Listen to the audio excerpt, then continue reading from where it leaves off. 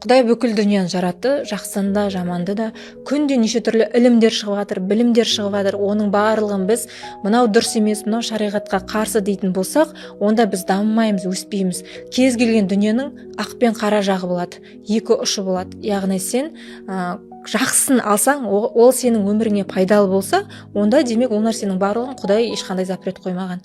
Яғни сенің мүмкін қандай да бір жолдан, қиындықтан, тығырықтан, болмаса денсаулығыңнан бір шешілудің жолы мүмкін осы бағытпен берілуі мүмкін да. Сен егер ол Құдайға қарсы, бұл шариғатқа қарсы деп отыра берсең, сен онда өзіңнің жаңағы бүткіл бойыңдағы кедергіні жеңетін бір мүмкіндіктерден айырылып отырсың. Негізінде Құдай мүмкіндікті жіберіп отыр, бірақ егер сен оны дұрыстап таңдай білсең, егер ол саған пайдалы болса, онда сен пайдалануыңа сол мүмкіндікті ешкім запрет қоя алмайды, оған ешқандай да қарсылығы жоқ.